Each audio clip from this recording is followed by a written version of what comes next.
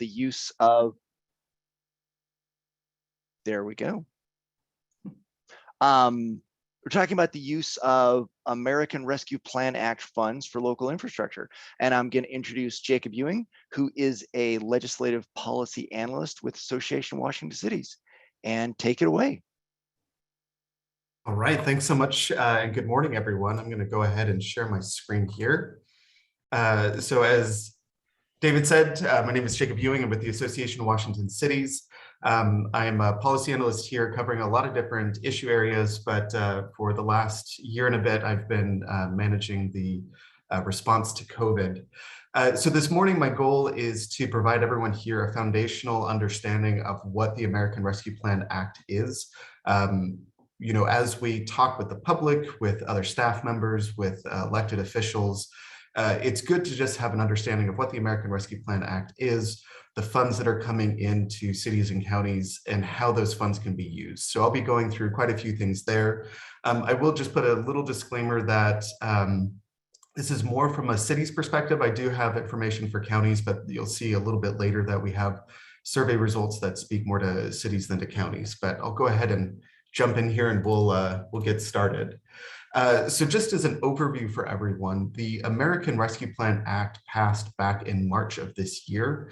Here in Washington, we're expecting to get around $7 billion from the federal government over 2 years in 2021 and 2022, split up between cities, counties, and the state. The state's going to receive a bulk of that of those funds, but cities are getting about 1.2 billion and counties are getting about 1.4 billion. So there's quite a bit of money coming in directly to cities and counties. And this is quite historic. This is the first time in the history of our country that the federal government is giving direct federal funds to every city and county in the country. So it's very, very exciting. One thing that's great with these American Rescue Plan Act dollars is that we have more time to use them. If people on the call were around last year and we're dealing with CARES funds, you know that was a very tight deadline. We had to spend CARES funds by the end of 2020. Thankfully, with our ARPA funds, we have until the end of 2024 to obligate those funds, and then the end of 2026 to spend funds. That really gives us a lot of time to figure out the best way to use our funds and get those obligated and push back out into the community. Now, for receiving the funds, again, these funds are coming from Treasury. However, if you are a non-entitlement city, which is typically a city less than 50,000, your funds will be coming through the state. If you are a city, an entitlement city or a county, you should have received those funds directly through Treasury. There's an application process to go through to request those funds. For our non-entitlement cities, again, you'll be receiving those through the state. You should have already gotten your first tranche, and then you'll be getting your second tranche next year. When it comes to how much you'll receive for entitlement cities and for counties, your ARPA funds are based on a modified CDBG formula. So you can go to the Treasury website to see how much your jurisdiction will be getting if you're an entitlement city or county. They have that available on their website, so definitely check that out. For non-entitlement cities, so again, typically those cities less than 50,000, your allocation is going to be based on your population with a cap of 75% of your most recent budget. Now, looking through the numbers, I don't believe that there were any cities that went over that 75% cap. So pretty much cities were able to get the allocation based on population without any cap being applied. And then just as a reminder, your first tranche, the first half of those ARPA funds came to you this year. Everyone should have received them by now, with the second tranche or second half coming out next year. Depending on when you applied and when you received, it could be the end of May, June, July, somewhere in that time frame, you'll see your second part of American Rescue Plan Act funds come through. Now, right now, with the American Rescue Plan Act, we are operating off of an interim final rule, which again is available on the Treasury website. We're still waiting on the final rule from Treasury. We had initially thought it was going to come out the end of August, early September. Obviously, we're mid-October right now, and we're still waiting on that final rule to come out and become available to everyone. So for right now, as you are planning and making decisions, do use that interim final rule as your guiding document. All right. Now, the big question is, how can we spend these funds? And there are 5 main ways. I know there are 6 things listed here. I'll talk about number 6 in a second, but there are 5 main ways that ARPA funds can be used. So the first is responding to the public health emergency. I'll go into more details in a little bit. We can also respond to the negative economic impacts of COVID. We have the ability, which is huge, to replace lost public sector revenues. That is something that we were asking for and we got, which we're very excited about. You can also provide premium pay to workers. And then finally, and what most people are probably interested in, is that you can invest these funds in water, sewer, or broadband infrastructure. And then finally, as with most federal funds, you can use these funds for administrative costs as well. So I'll dive into a bit more detail here just so everyone can get a better understanding. But that first area, again, was responding to the public health response for COVID-19. And this is actually a fairly broad category. This can cover everything from purchasing PPE for staff, setting up plexiglass barriers if you need to in City Hall or your county offices, pretty much anything that's going to mitigate or prevent the spread of COVID-19 within your community. You can also help cover the medical expenses of individuals in your cities. If there are needs for extra services or care given, that's a place that you can look at as well. And what's also interesting, and this may be more interesting to our counties, is that you can use these funds for behavioral health response, for substance misuse, for domestic violence, for homelessness. There is a large carve out for that. So if you are looking at how to use these funds to help with those social service sides of things, definitely take a look at this section because there will be quite a bit in there that you can use this for. And then also for our county people and a little bit for our cities, that you can also do the payroll and benefits of any public health and safety staff. There is a lot of detail here in the interim final rule about how you figure out how much time is spent for those individuals. So definitely check out that section as you're making your plan. And then finally, you can also use the funds to fund activities that help address different disparities within your communities. This one's a little bit, it definitely will take a little bit more research to figure out how to use funds, but some examples that they give are providing subsidized childcare or other services to individuals that were either historically negatively impacted or people who were negatively impacted by COVID-19 during the pandemic. Jacob, we have a question. Oh, yes. I think it's covered on this slide. Yeah, I think it's going to be covered here. So there we go. Does the economic impact need to be quantified? Yes. Okay. That's a great question. So, so for the economic impact, that's a great question, Deb. So you can use qualifying census tracts as a way to help justify different programs within your community. So if you do have qualifying census tracts, definitely call that out. For negative economic impacts as well, what's great is this applies to community members as well as businesses as well as nonprofits. So if you have community members who were negatively impacted by COVID-19, you can provide them with direct economic assistance. There is not a clear requirement from Treasury about what's expected if they have to sign a self-attestation, if they have to provide documentation, but I guess for a good example of how things are done, the city of Kenmore has put together what's known as Kenmore Cares, and they're working on direct cash assistance, rental assistance, and a few other assistances to community members, and they have a process and application for people to go through. So definitely something to look at there is that you can provide direct economic assistance to your community members. What's nice as well is if you have local businesses or even local nonprofits that were negatively impacted by COVID-19, you can also provide them with operating funds to help keep their doors open. And that's really key for our local nonprofits. Last year with CARES funds, they were not eligible to receive assistance, operational assistance.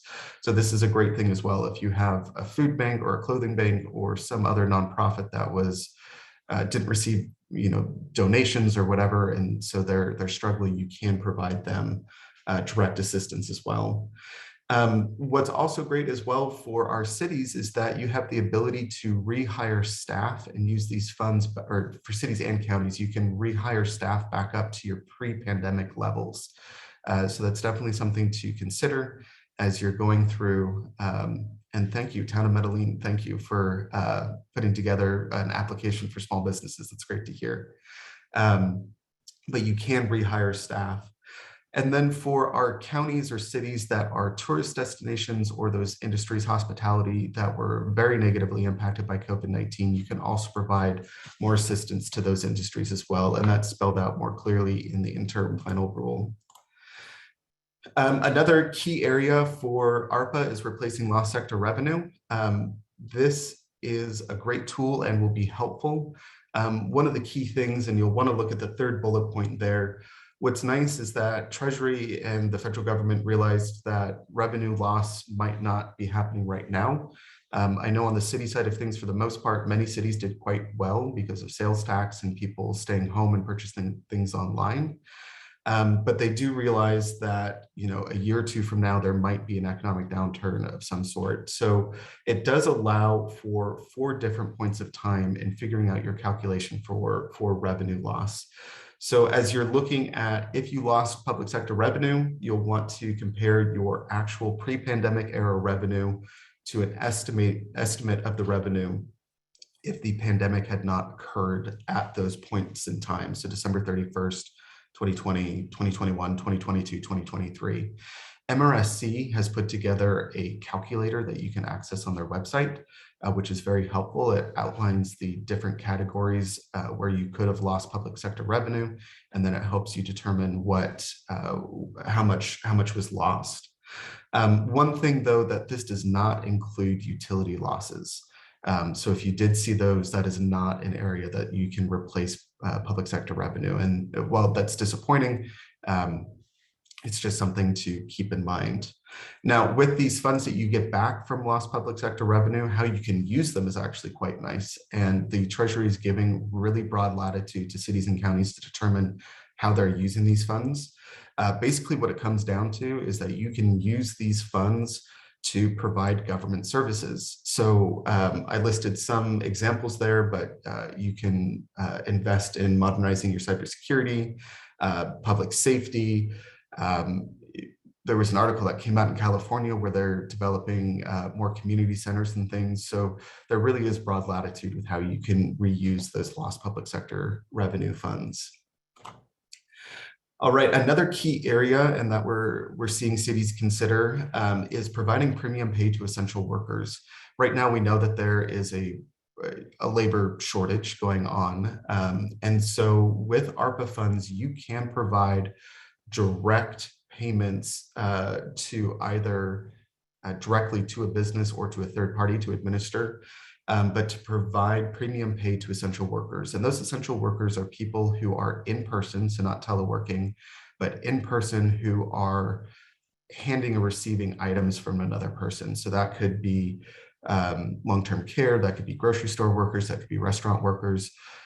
So if you are looking at a way, again, to support those local businesses, definitely check this out. It's a way to allow them to pay those workers more and potentially attract workers and retain workers. One caution, just make sure that you are reviewing the Treasury guidance as well as Washington law.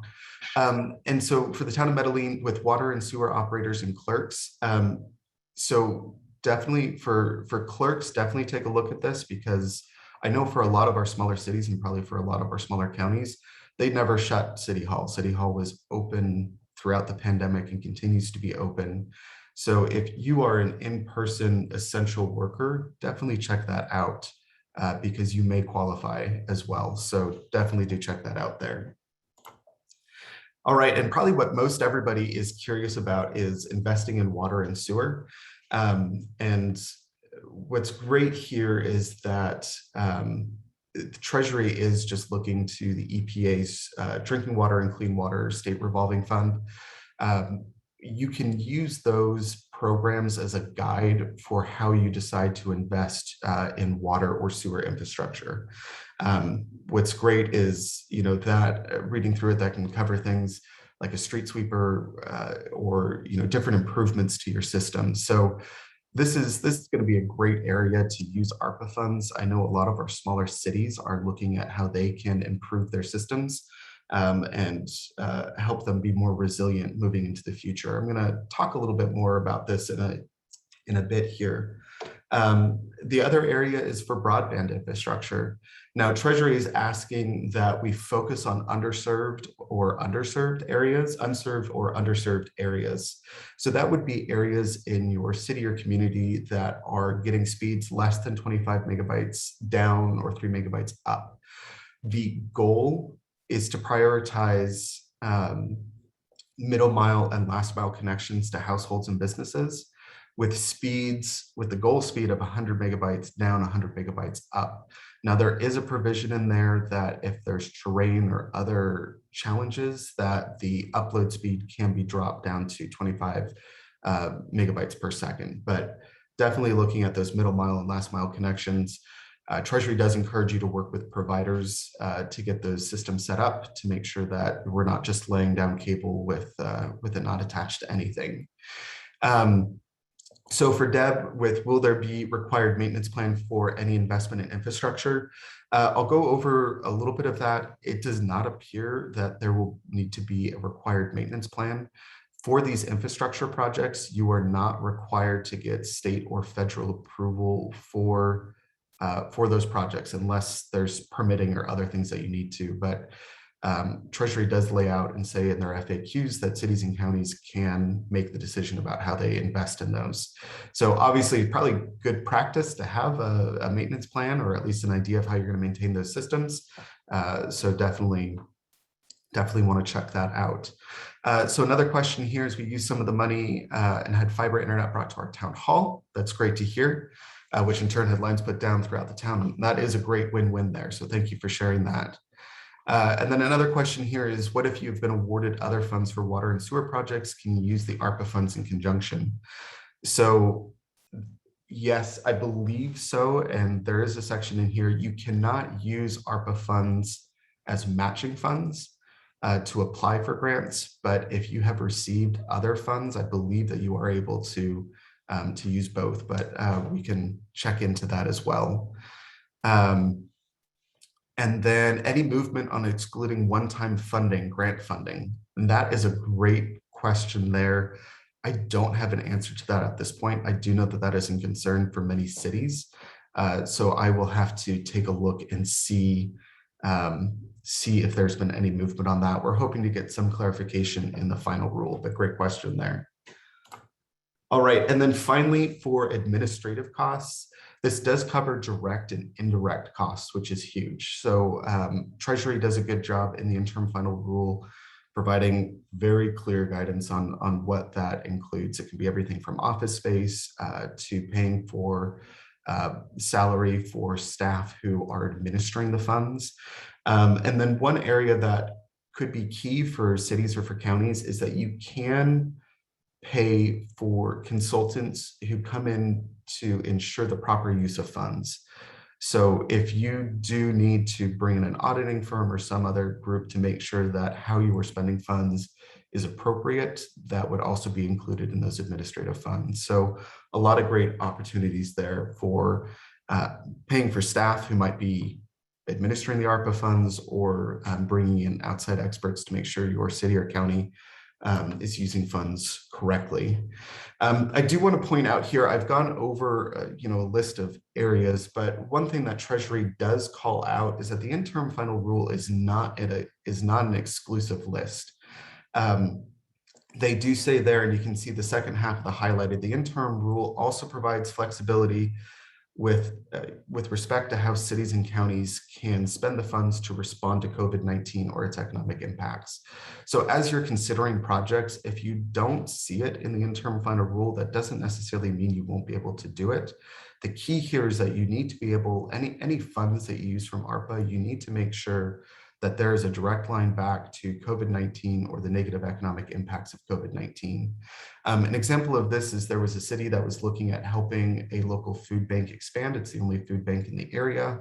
And technically that wasn't in the interim final rule, but because there was an increased usage of the food bank during the COVID-19 pandemic and an expected continuing increased usage for the food bank, that could be a qualifying ARPA use. And Deb, I'm gonna come in on that reporting question in just a moment here. So reporting requirements, you're right on it, Deb, so thank you. So there are reporting requirements for ARPA funds.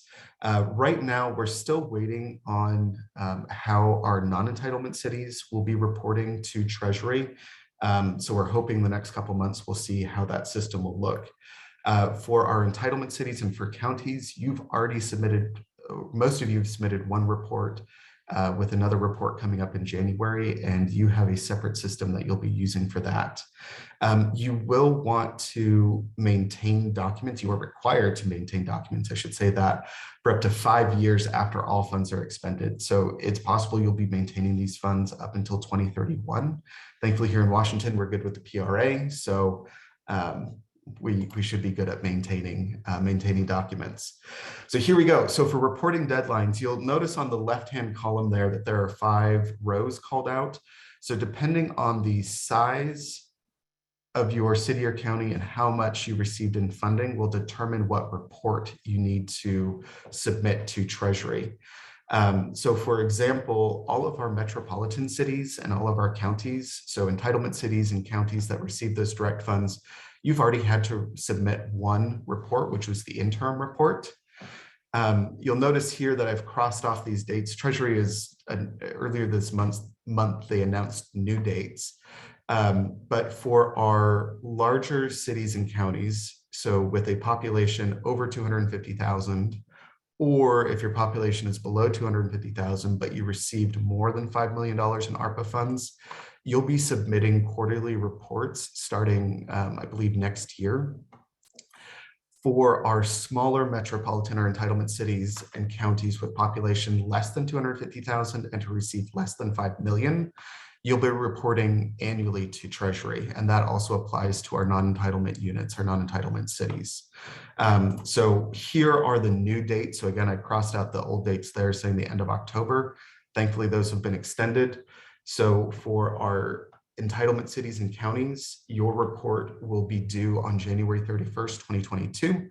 And that will cover from the award period through the end of December. And then for our non-entitlement cities, the report is now due April 30th, 2022. So that's a huge extension there, about 6 months. So we're very excited to see that for our non-entitlement cities. All right, as I wrap up here, I want to just provide some numbers so people can see at least where cities are at. We recently did a cities condition survey. It's about 100 questions, and we threw in some questions about ARPA as well. And so I want to share these responses just so you can kind of see where cities are at and what they're thinking about using for ARP funds. So one of the first questions we asked is if cities were projecting a revenue loss in 2021 due to COVID. This was assuming no federal relief was coming. And so you can see there that more than half of our cities were expecting a revenue loss going into 2021. Thankfully, looking into 2022, those numbers are flipped, and where about 2/3 of our cities are not expecting or not projecting a continued revenue loss in 2022. So our cities are expecting to bounce back from COVID-19, which is great to hear.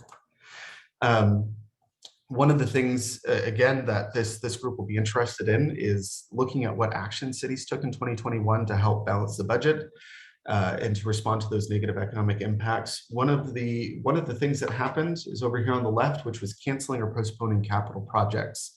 So you can see there that just under half of cities who responded to this question canceled or delayed capital projects. Another interesting tidbit is that a small group of cities as well also ended up using capital reserves to help make it through 2021. When it comes to developing a plan for ARPA, one thing that I'll suggest to everyone on this call, if you are in charge of infrastructure for your city and for getting funds, make sure that you're at least in the conversation and talking with your electeds or talking with your city or county manager, just to let them know that, hey, we can use these funds for infrastructure. Let's look at infrastructure projects. What's great is that right now, most of our cities are still in the planning process for using ARPA funds. So if you're not in the conversations, definitely try to get in those conversations to advocate for infrastructure investments and to make sure that cities and counties are putting those funds towards infrastructure projects. And what's great is that you can use these numbers as well to show that a majority of cities are looking at investing in city sewer and water. So you can see here over on the left-hand side that, again, 2/3 of cities are looking at investing in water and sewer.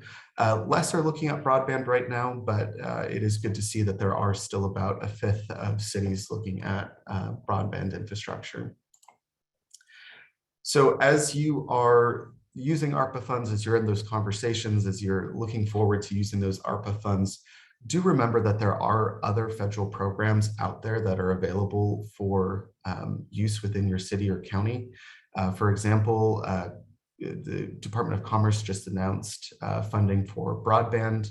A program that I'm working with right now, if you're over Parks and Rec, is that we do have funding for summer programming next summer. So there are other programs, other federal funds, other state funds that will be available for a lot of these projects. So definitely take a look for those as well. So you're not having to use your ARPA funds to cover a project or expense that could be covered by another fund.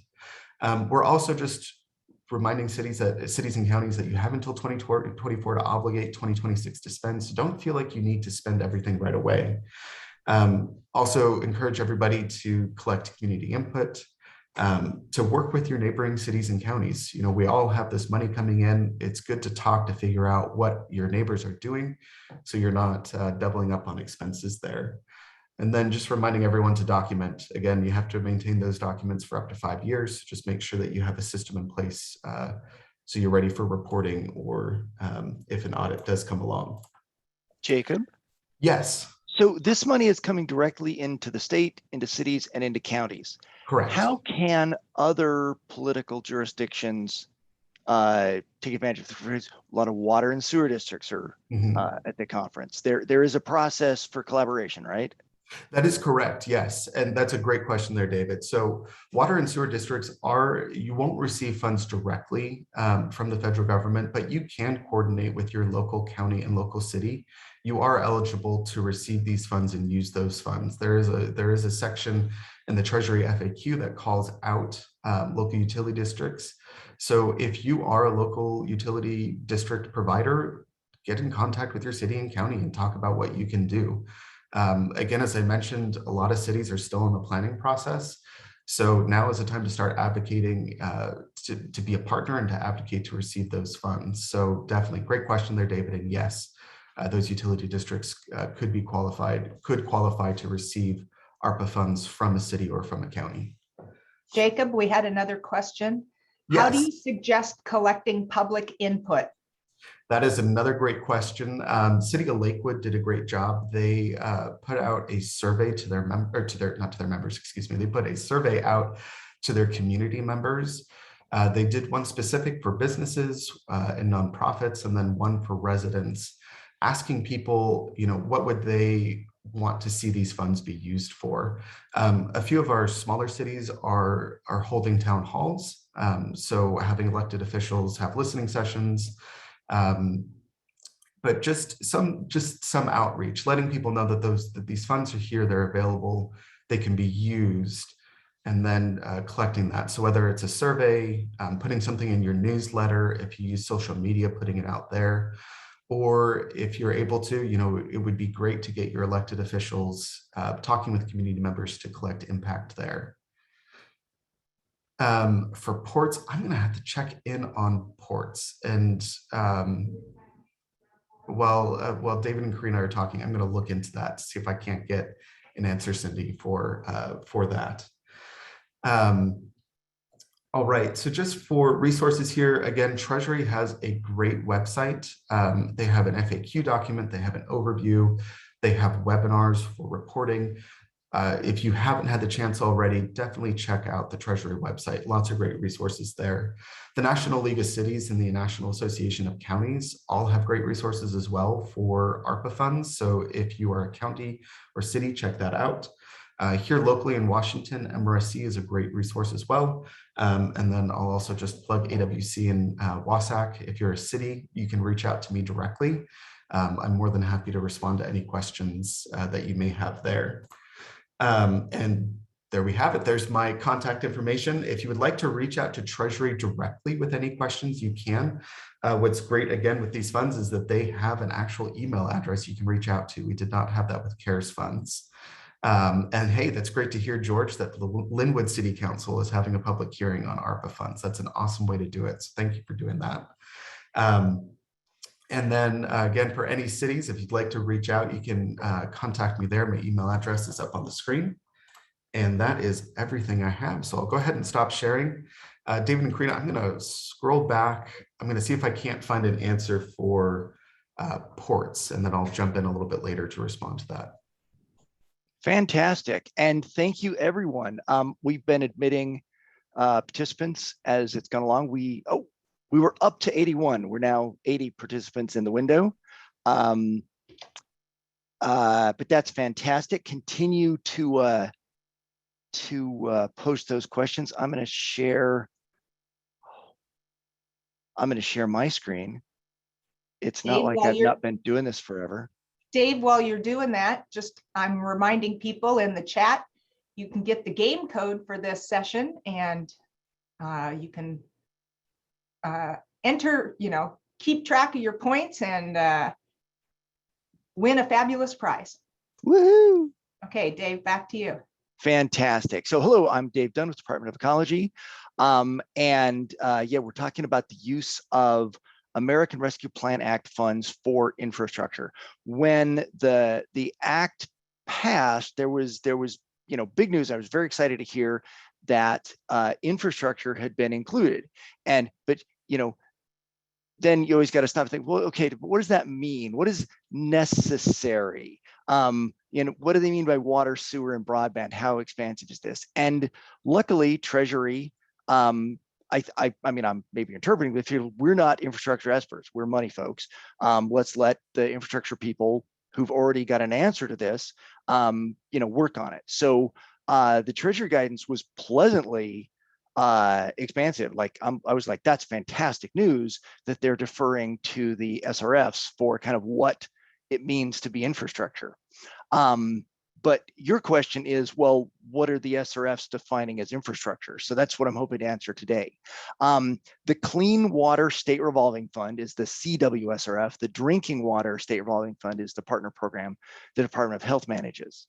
And it is a loan fund. So the loan eligibility defined in the Clean Water Act is what we can use our loan money for. And so I've got a long list of things that, Department of Ecology could theoretically give you a loan for, but you can also use your ARPA grant funding directly for, which is fantastic. So obviously talking about traditional infrastructure and some not so traditional clean water infrastructure. So sewage collection, wastewater treatment, stormwater, reclaimed water. This includes gray water, biosolids treatment, energy efficiency or water conservation, that any of the above are all kind of wrapped up in kind of our core work. This includes major equipment items. So if you need a Vector truck for your sewer system, if you need a street sweeper for your stormwater system, that's in there. If you want a pickup truck, it's hard to say that that's only going to be used for clean water stuff. That's like a harder case to make. But yeah, equipment is definitely included in there. Maintenance and operation are not, like, they're explicitly excluded from our definition of infrastructure. But I think that's what everyone expected. The Clean Water State Revolving Fund can also support correction of non-point pollution. So any local efforts that are in support of either the state non-point pollution plan, the Puget Sound Action Agenda, or the Lower Columbia Estuary I forget what CCMP stands for, Conservation Management Plan. Those two estuary plans and the state plan to address non-point pollution, because cleaning up, the sound, but rivers and lakes, it can't be done strictly on the back of wastewater treatment plants and stormwater plants, right? There are other sources of pollution from agriculture to just people having yards and runoff from that. And other efforts to address those sources of pollution are also totally eligible under our loan program, but now are things that could be done using these ARPA grant funds. Decentralized wastewater treatment systems. So we're talking about septic systems, cluster systems, large on-site systems that are administered under the Department of Health rule. These are all infrastructure systems that provide clean water that are eligible for our loan program and are also eligible for the ARPA funds. Watershed partnerships for septic contamination, and especially establishment of a septic management entity. Not so much in Washington State, but many states have these entities, not unlike a sewer utility that's a septic utility. It's this organization, you pay a monthly septic bill and your septic tank gets pumped. Assurance, it gets pumped. Minor repairs get made. Your septic tank doesn't fall into disrepair over time. So establishment of that sort of thing is an eligible expense. Agricultural best management practices are eligible. This may not be something that cities and counties are directly involved in, but partnering with local conservation districts, I bet they'd be interested in some of this. So there's lots of demands, lots of interest in the ARPA funding, even within infrastructure. So things like conservation tillage, stream buffers, stream bank stabilization, water efficient irrigation equipment, that sorts of things. Efforts to remediate or prevent contamination from resource extraction. So if you've got acid mine, drainage, or fracking, well, actually not much fracking away in Washington State, but if there's that discharge water from fracking is pretty nasty and it's tough to clean up, and that's a use. Site cleanup that was going to prevent aquifer contamination. Efforts to prevent runoff from contaminated sites, or actually to remove contamination. If you're somehow getting mine tailings out of a stream, that's a use that we could loan you money for, or you can use your ARPA money for. Any water quality impacts from contaminated sites, and this could be brownfield sites, superfund sites, or my favorite acronym that I stumbled across within Department of Ecology is our LUST program, the leaking underground storage tanks. Water quality impacts from landfills. I know that several counties maintain landfills, and dealing with that leachate, either to capture it, reuse it, treat it, do something with that, is an eligible clean water infrastructure under the loan program, and therefore something you can spend your ARPA funding on. Impacts from silviculture. So either stream bed vegetation, erosion control on those access roads, revegetation of harvested areas, or importantly, purchase of forested lands to protect water quality. This is something we spend loan money on now to let local jurisdictions have better control over their watershed. The health of the forests feeding into their drinking water intake is critical, protecting your source water quality for your drinking water system, and either purchase of the foresting rights or outright purchase of the land is an eligible use of SRF Clean Water State Revolving Fund funding. Habitat protection and restoration is included in there, and this could be anything from riparian vegetation, wetland restoration, fish ladders. Culvert removal is an eligible expense for our loan program if you're interested in borrowing money. But it is also, because it's within the broader envelope of the clean water eligibilities, it's something you can spend your ARPA money on. And I know that there are counties who are looking for funding sources for culvert removal. Also prevention of invasive species, groundwater protection. This could be anything from pump and treat if there's contamination of some sort, or barrier walls to keep that groundwater from migrating into your drinking water sources. Aquifer recharge projects, or projects to reduce aquifer withdrawal. There are many aquifers in the state that are over allocated and are declining, and this is a big problem for cities that are relying on those aquifers. ARPA funds can be spent to help address those problems. And that is a quick wrap up, and I tried to be brief to leave room for questions. A quick wrap up of the eligibilities under the Clean Water state revolving fund loan program, but also by extension, eligibilities under the American Rescue Plan Act funding. So any of those are eligible expenses. And if you have a specific project and you were looking for guidance or some amount of certainty, or is this inside the SRF eligibility or is this outside the SRF eligibility? I would be happy to talk to anyone who wanted to have that conversation. But I'll also note that the Treasury guidance seems to give local jurisdictions a lot of autonomy in terms of making those decisions on your own. You do not have to get, my permission to spend your ARPA funds on a clean water project. But if you're looking for some help, in making a clean and defensible decision, I would be happy to assist you. And with that, I think I'm going to turn it over to Karina Hayes. Karina Hayes is with Department of Health and is the newly promoted manager of their drinking water state revolving fund program. And Dave, while Karina's getting her screen up, there was a question for you. Does there need to be any show that the city tried to use traditional funding before ARPA funding's used? And so, Deb, just to clarify, is this for spending? Well, I guess pretty much the answer is no.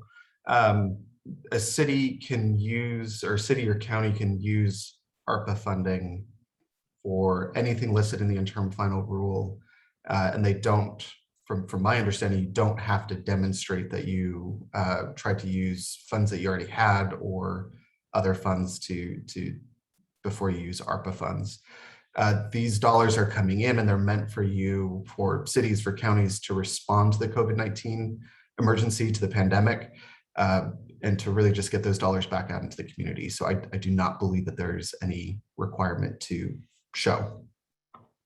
And Jacob, while you're speaking right now, just did you find an answer to the question about ports? Yeah, I was going to wait. And for special districts, I'll wait till Karina's done and then I'll share my screen just to show people. Okay, but, great. Yeah, when Karina's done, I'll hop back on. Thanks, Jacob. All right, Karina. Great, thank you. So generally, I'm going to talk about the eligibility of drinking water projects from ARPA funds. And thanks, Dave, for the introduction and your presentation. Both Jacob and Dave kind of hit on some of the points that I'll probably hit on as well. So a little bit of repetition here.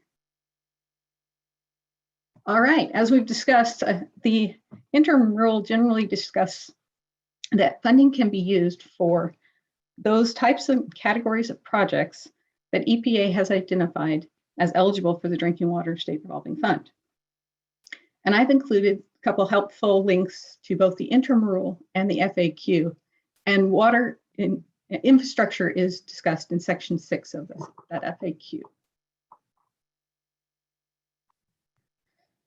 So the Treasury FAQ suggests that recipients review the federal statutes, regulations, and EPA guidance. It also clearly notes that rule does not incorporate any of the other SRF conditions or any conditions that the state may have placed on the use of their SRF. And what that means is if that not all projects that are eligible for ARPA are also eligible for SRF, the state's SRF program. So generally for the Drinking Water State Revolving Fund, EPA has established 6 broad eligibility categories. That's treatment, transmission and distribution, source, storage, consolidations, and the creation of new systems. And I've included a link to the Drinking Water Eligibility Handbook for folks to look over if you have a question about whether your project's eligible for SRF. I'm just going to briefly go through the different categories of eligible projects. So treatment can include any type of treatment facility or portion of facility. It's upgrades, rehabilitation, or replacement. It can include potable reuse or reuse that mitigates the need for additional potable supply. So you heard David describe that also can be funded under the Clean Water State Revolving Fund. Treatment can include desalination plants, raw water storage, as long as it's part of the treatment process and located on the same property. And then point of access or use of treatment that meets water quality compliance. But this last one, that has to be owned by the public water system.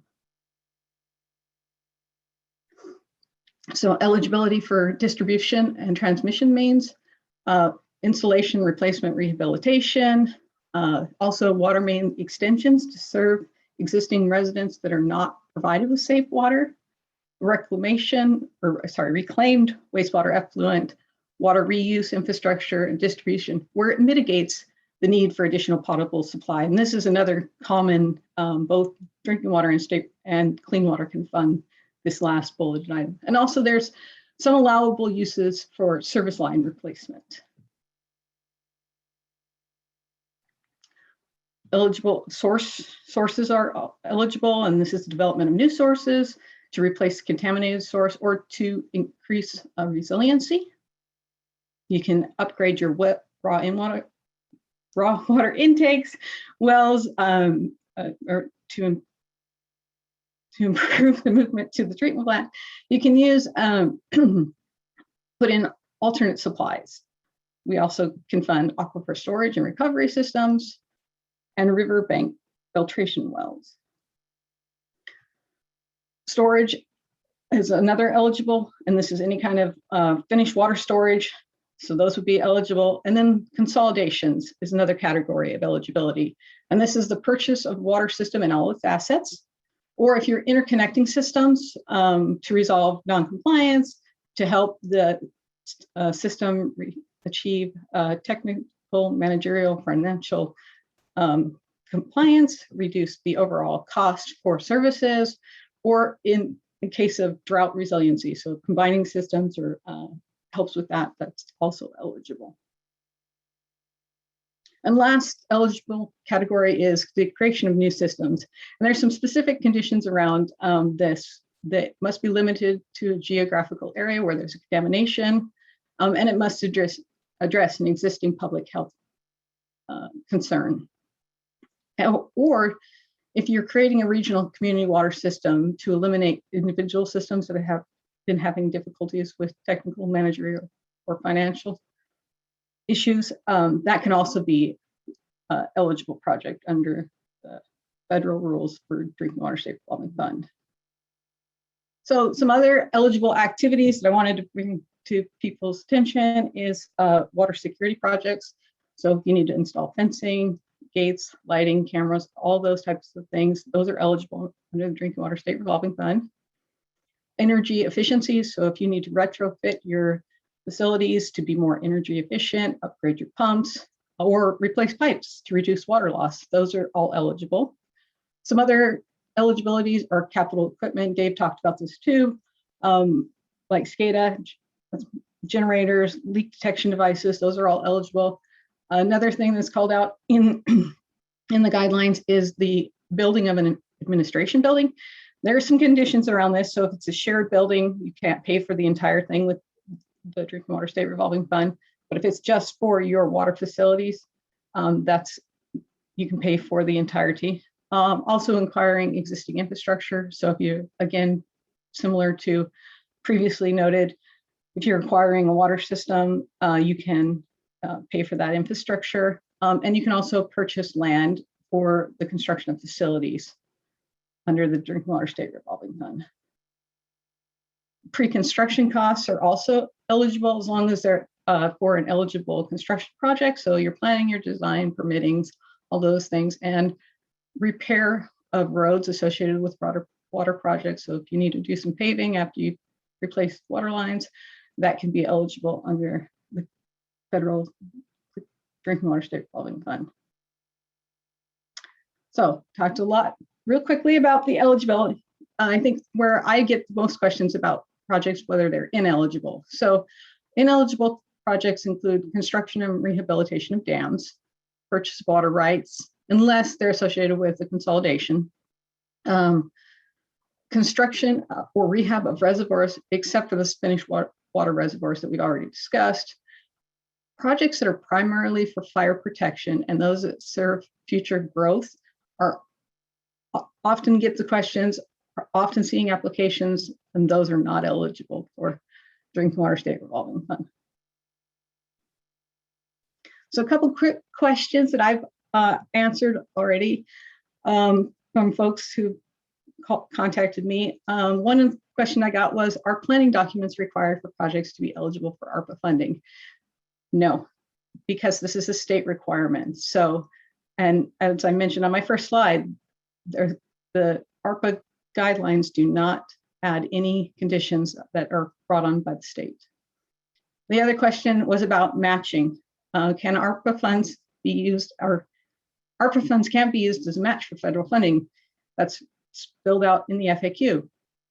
But the question we saw earlier was, can we use ARPA funds with DWSRF? Yes, you can. We meet our matching requirements when we receive our grant from EPA, so you're not really matching funding. The biggest caution I would suggest is that you have an SRF funded project and you need to use our funding with it. You need to meet, the whole project has to meet SRF requirements. You can't do portion of it without SRF requirements and portion with. You have to make the whole project meet the SRF requirements, and that's federal rules for the SRF portion paid for. So I think that's all of my slides. There's my contact information. Yes, sir. So another question that came in was obsolete parts or obsolete control panels that are ready to go out. And they didn't specify if that was drinking water, control, or sewer, but why don't you answer that?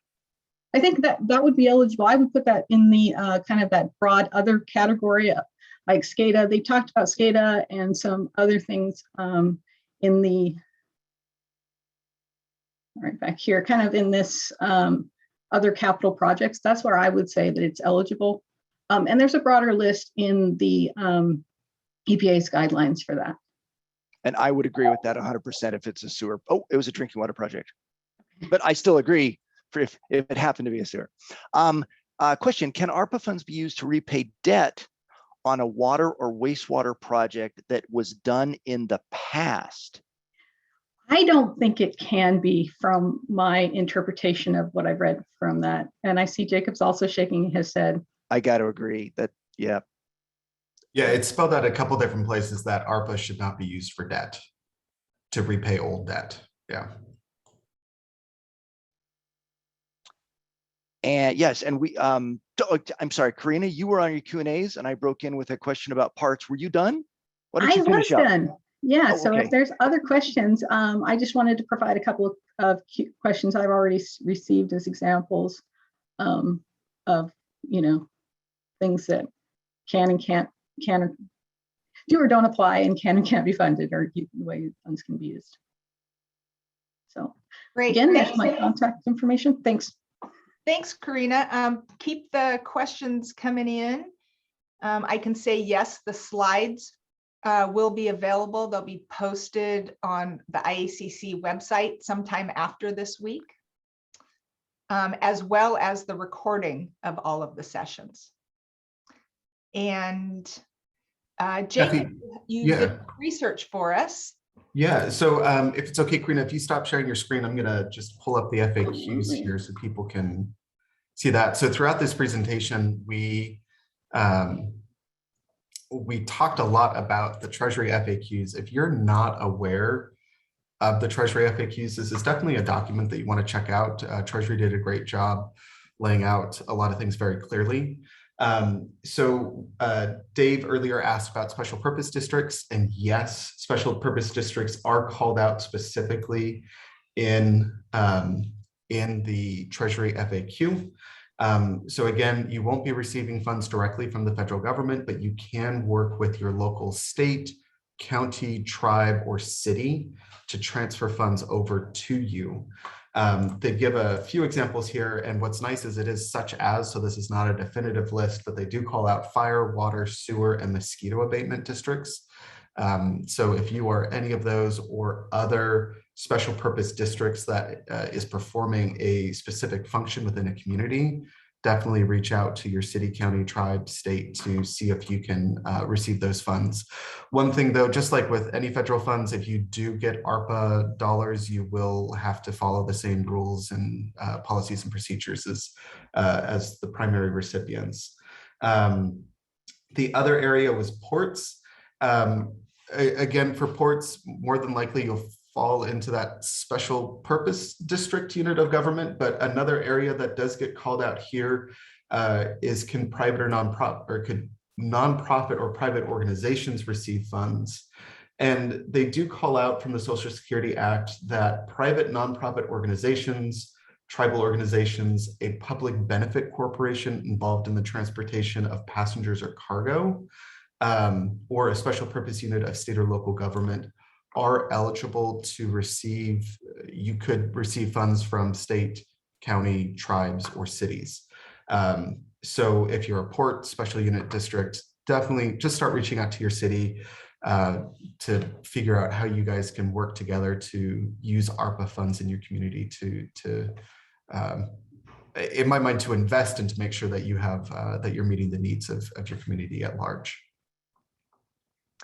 Karina, your presentation had a link to the DWSRF eligibility handbook. Could you post that in the chat? Yeah, absolutely, Dave. Just to make that available to everyone. And if you hadn't seen it in the chat already, your game code is ARPA. Thanks, Dave. I made the slide. I had to. Are there any other questions for our panel?